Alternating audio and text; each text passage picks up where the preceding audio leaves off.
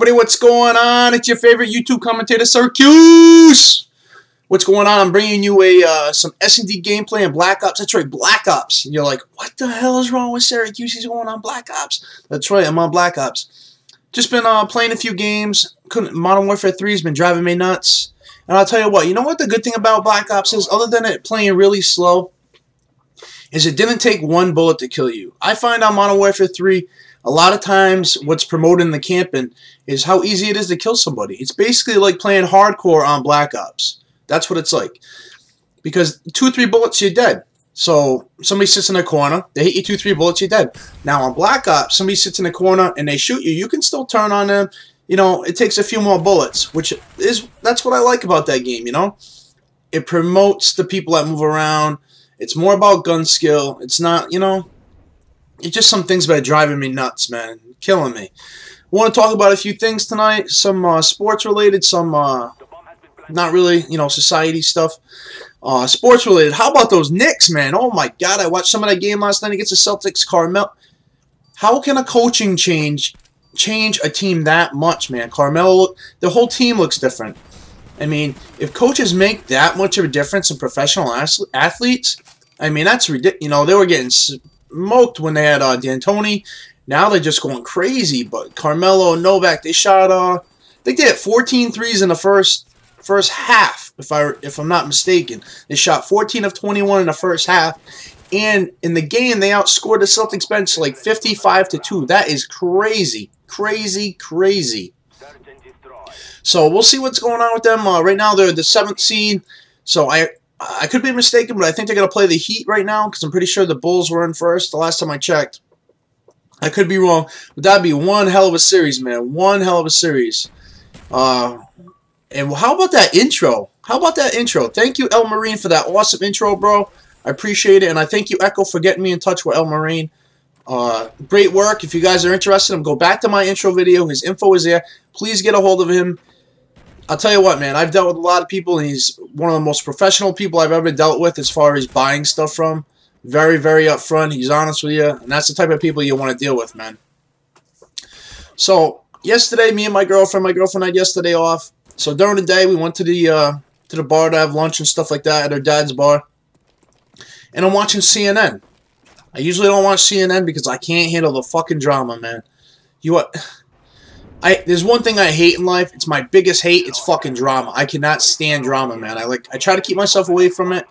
It's like my kryptonite. You start giving me drama, I get away from it, man. I can't fucking stand it. It's the one thing that pisses me off, man. So I try not to watch CNN because it's just, with kids and stuff. So anyways, I'm watching it.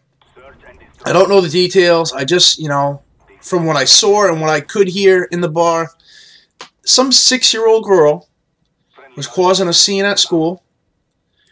They fucking called the cops. The cops handcuffed her and threw her in the back of a cop car. A 6-year-old girl. Now, part of the problem was she was African American, so people were saying, it's because of her race and stuff like that. But what they did is they had a lawyer come on who was also African American, and he went through the details and stuff like that, and he looked at the case, and he said nothing that the cops did was wrong.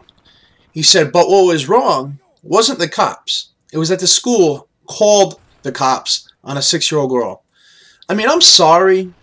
If a 6-year-old girl is causing that much of a disturbance, call her parents, but I don't understand, nobody can protect themselves in America from a 6-year-old little girl? I mean, her parents, her family is pretty pissed, which is understandable. But you know what? The problem with society nowadays is nobody wants to own up and take responsibility for their own actions. Nobody. I mean, everybody points fingers. It's never you. It's never them.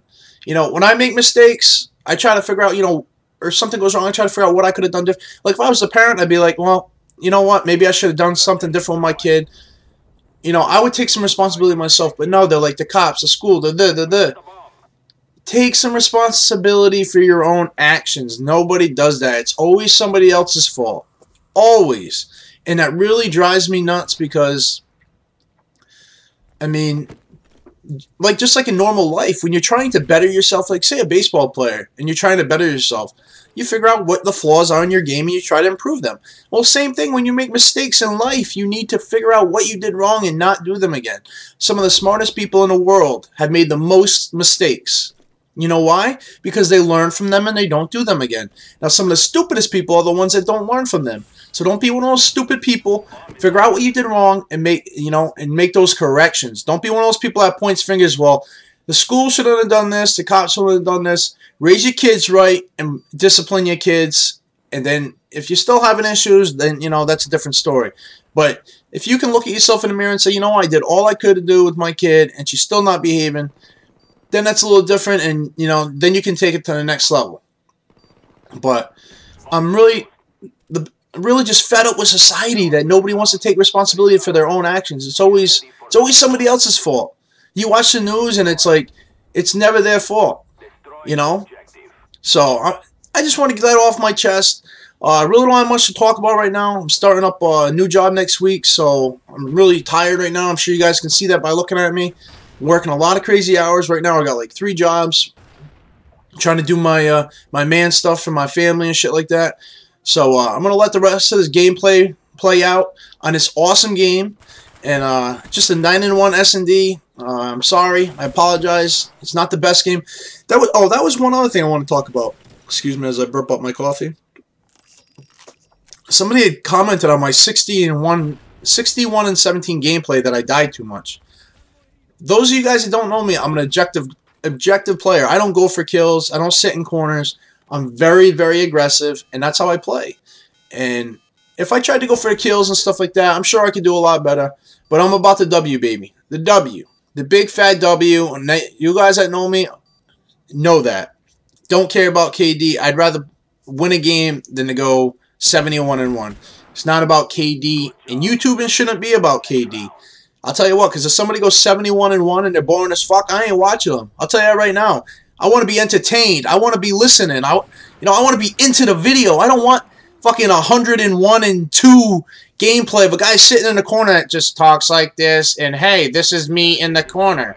I don't want to deal with that shit. You guys don't want to deal with that shit. So let's be entertained, man. That's what it's supposed to be. YouTube's entertaining. So let's get it back to that level. You hear me? So on that, I'm going to peace out. I'll catch you guys later. I love you all. Later. Enemy radar. Counter spy plane up.